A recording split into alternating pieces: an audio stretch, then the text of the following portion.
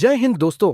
कभी आपने सोचा है कि भगवान का सबसे प्रिय भक्त कौन होता है, जो दिन भर उनका नाम ले, या वो जो अपने काम में व्यस्त रहकर भी दिल से उन्हें याद करे?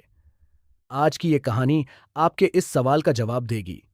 एक दिन देवर्षि नारद जी, जो खुद को भगवान विष्णु का सबसे बड़ा भक्त मानते थे, सीधे वैकुंठ लोक पहुंचे। नारद जी ने बड़े गर्व से पूछा, प्रभु, आपके सबसे प्रिय भक्त कौन हैं? उन्हें पूरा विश्वास था कि भगवान उनका ही नाम लेंगे। लेकिन भगवान विष्णु मुस्कुराए और बोले, नारद, मेरा सबसे प्रिय भक्त पृथ्वी पर रहने वाला एक साधारण किसान है। नारद जी का अहंकार और जिज्ञासा, ये सुनते ही नारद जी चौंक गए। एक साधारण किसान, मुझसे भी बड़ा भक्त? उनके मन में हल्की सी जलन और जिज्ञासा पैदा हुई। उन्होंने सोचा, मैं खुद जाकर देखता हूं कि ऐसा क्या खास है उस किसान में। नारद जी पृथ्वी पर आए और उस किसान को चुपचाप देखने लगे। उन्होंने देखा, किसान सुबह उठता है, भगवान का नाम लेता है, फिर खेतों में मेहनत करता है, दोपहर में थोड़ा आराम, फिर शाम तक काम, और रात को सोने से पहले फिर भगवान को याद करता है। पूरे दिन में बस 3 बार भगवान का नाम। नारद जी हैरान रह गए। बस इतना? और ये भगवान का सबसे प्रिय भक्त? नारद जी तुरंत वापस भगवान विष्णु के पास पहुंचे और बोले, प्रभु, वो किसान तो दिन में सिर्फ 3 बार आपका नाम लेता है, और मैं तो हर पल आपका जप करता हूं, फिर वो आपका प्रिय कैसे हुआ?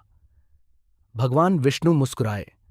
उन्होंने कुछ नहीं कहा, बस एक पानी से भरा हुआ पात्र, कटोरा, नारद जी को दिया और बोले, नारद, इस पात्र को लेकर पूरी पृथ्वी का एक चक्कर लगाओ, लेकिन ध्यान रहे, एक बूंद भी पानी गिरना नहीं चाहिए। नारद जी ने सोचा, ये तो बहुत आसान है। लेकिन जैसे ही उन्होंने चलना शुरू किया, उनका पूरा ध्यान उस पात्र पर टिक गया। हर कदम सोच समझकर रखना, जरा सा भी हिलना डुलना नहीं, नजर सिर्फ पानी पर। और इसी तरह उन्होंने पूरा चक्कर लगा लिया। जब वो वापस आए, भगवान ने मुस्कुराकर पूछा, नारद, पूरे सफर में तुमने मेरा नाम कितनी बार लिया? नारद जी शर्मिंदा हो गए। उन्होंने सिर झुका लिया और कहा, प्रभु, मैं एक बार भी आपका नाम नहीं ले पाया। मेरा पूरा ध्यान तो इस पात्र पर था। भगवान का उत्तर। तब भगवान विष्णु ने शांत स्वर में कहा, नारद, जब एक पात्र संभालते हुए तुम मेरा नाम नहीं ले पाए, तो सोचो, वो किसान पूरे दिन अपने परिवार, खेत और जिम्मेदारियों का भार उठाता है, फिर भी दिन में 3 बार सच्चे मन से मुझे याद करता है। उसकी भक्ति कम नहीं, बल्कि वो सच्ची और निष्कपट है।